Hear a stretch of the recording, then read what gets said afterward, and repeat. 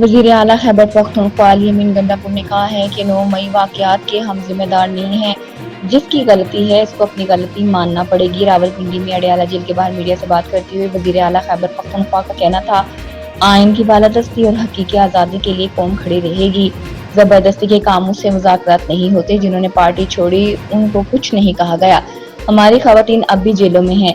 अली गंडापुर का कहना था कि बानी पीटीआई ने कहा है कि हमारे मैंडेट को छीना गया है। वज़ीर आला खैबर पख्तूनख्वा ने कहा कि 9 मई को हमारे खिलाफ साजिश की गई, गलती साबित हुई तो मुआफ़ी मांगने को तैयार होंगे, पहले गलती साबित भी तो की जाए। उन्होंने ये भी कहा कि गलती आपकी हो और कहा जाए मुआफ़ी मांगी जाए तो ऐसा तो नहीं हो सकता। उन्होंने मज़ीद कहा कि तहरीक इंसाफ को मुल्की हालात पर तशवीश है। तहरीक इंसाफ एक नजरिए के तहत कायम की गई, आइन को बार बार तोड़ने पर बात जरूर होनी चाहिए। सिंध में पीपल्स पार्टी के सूबाई वजीर सईद गनी ने कहा है, बारिशों में लोगों की परेशानियों को कम करने की कोशिश कर रहे हैं। हैदराबाद में मीडिया से गुफ्तगू करते हुए उन्होंने कहा, ज्यादा बारिशें हो जाएं तो हमारे सिस्टम में इतनी सलाहियत नहीं कि फौरी निकास हो। तरक्की याफ्ता ममालिक में भी बारिशें, सड़कों पर पानी जमा होता है। सईद गनी ने कहा कि शदीद बारिशों की पेशगोई है, मई से तैयारियों का आगाज किया हुआ है। उन्होंने ये भी कहा, कोशिश है लोगों की परेशानियां कम कर सके। ये दूसरी जानिब मुशीर इत्तलात खैबर पख्तूनख्वा बैरिस्टर मोहम्मद अली सैफ ने कहा है कि पीटीआई पर पाबंदी नून लीग के रहनुमाओं का सिर्फ ख्वाब ही रह गया है। एक बयान में उन्होंने कहा कि पीटीआई के खिलाफ वफाकी हुकूमत की तमाम साजिशें नाकाम हो चुकी। नून लीग के रहनुमा शिकस्त तस्लीम करके कौम से मुआफ़ी मांगे और फौरी इस्तीफा दें। बैरिस्टर सैफ का कहना था कि मुल्क की तरक्की का वाहिद हल नून लीग हुकूमत का खात्मा और नए शफाफ इंतखाबात हैं।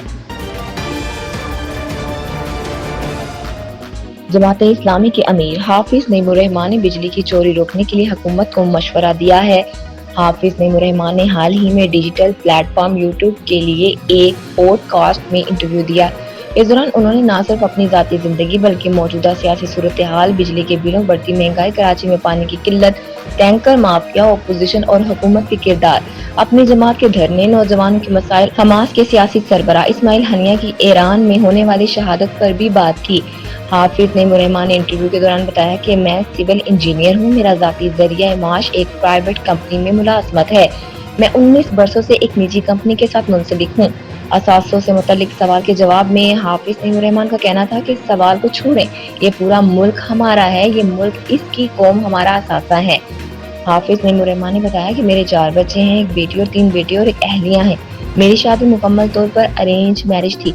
उन्होंने इस्लामाबाद में धरना देने की वजूहात पर बात करते हुए कहा, बिजली के बिल बढ़ने की वजह से हर घर में कोहराम का आलम है, तनख्वाहदार तबका परेशान है, उन पर टैक्स का सैलाब भी बढ़ा दिया गया, महंगाई बहुत ज्यादा बढ़ गई है। जो लोग किराए के घर में रहते हैं उनके मसाइल हैं, किराए और तनख्वाह से ज्यादा बिजली का बिल आ रहा है, बच्चों की तालीम के मसाइल हैं। पॉडकास्ट के दौरान उन्होंने कहा कि हम कराची में भी धरने का इरादा रखते हैं, कराची में भी हुकूमत के खिलाफ धरना देंगे।